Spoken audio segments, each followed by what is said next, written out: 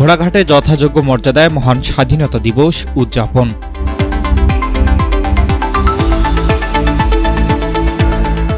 আসসালামু আলাইকুম। এমকে টেলিভিশনের পক্ষ থেকে সবাইকে আন্তরিক শুভেচ্ছা জানাচ্ছি। আমি ইফতেখার। শুরুতেই শুনলেন সংবাদ শিরোনাম, এখন বিস্তারিত। দিনাজপুরের ঘোড়াঘাটে যথাযোগ্য মর্যাদা ও উৎসবমুখর পরিবেশে মহান স্বাধীনতা দিবস উদযাপিত হয়েছে। বৃহস্পতিবার সূর্যোদয়ের সঙ্গে সঙ্গে শহীদ মিনারে ৩১ বার তোপধ্বনির মাধ্যমে বীর শহীদদের প্রতি শ্রদ্ধা জানানো হয়।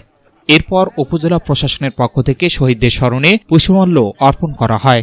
পরে বেলুন ও শান্তির প্রতীক পায়রা উড়িয়ে দিবসের আনুষ্ঠানিক কার্যক্রম শুভ সূচনা করা হয়। এ উপলক্ষে আয়োজিত অনুষ্ঠানে বীর মুক্তিযোদ্ধাদের সংবর্ধনা প্রদান করা হয়। অনুষ্ঠানে সভাপতিত্ব করেন উপজেলা নির্বাহী অফিসার মোসাম্মদ রুবানা তানজির। এ সময় বক্তব্য রাখেন সহকারী কমিশনার আব্দুল আল মামুন কাউসার, ঘোড়াঘাট থানার অফিসার ইনচার্জ শহীদুল ইসলাম, বীর মুক্তিযোদ্ধা আব্দুর রাজ্জাক এবং বীর মুক্তিযোদ্ধা পরিবারের সদস্য আমিরুল ইসলাম সহ অন্যান্যরা। অনুষ্ঠানে স্থানীয় গণ্যমান্য ব্যক্তি, বিভিন্ন দপ্তরের কর্মকর্তা ও সর্বস্তরের জনগণ উপস্থিত ছিলেন।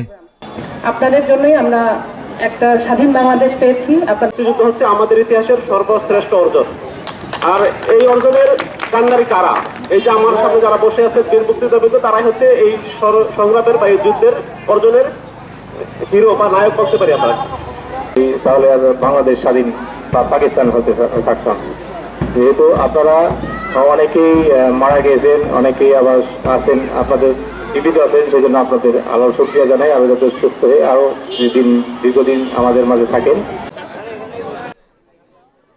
S Rahman, news desk, MK television.